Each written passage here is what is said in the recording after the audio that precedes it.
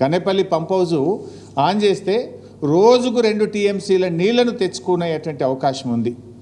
ముఖ్యంగా కేసీఆర్ గారు చాలా ముందు చూపుతోని నది లేనటువంటి చోట ఇటు మిడ్మానేర్ నుంచి అన్నపూర్ణ, రంగనాయక్ సాగర్, మల్లన్న సాగర్, కొండపోచమ్మ సాగర్, బస్వాపూర్ దాదాపు 141 టీఎంసీల సామర్థ్యం కలిగిన రిజర్వాయర్లను కేసీఆర్ గారు బీఆర్ఎస్ ప్రభుత్వం నిర్మించి రెడీగా పెట్టింది. పంప్ హౌజులు ఉన్నాయి, సబ్స్టేషన్లు ఉన్నాయి, రిజర్వాయర్లు ఉన్నాయి. నీళ్ళు ఎత్తుకోవడానికి వచ్చి నీకు ఇబ్బంది ఏంది?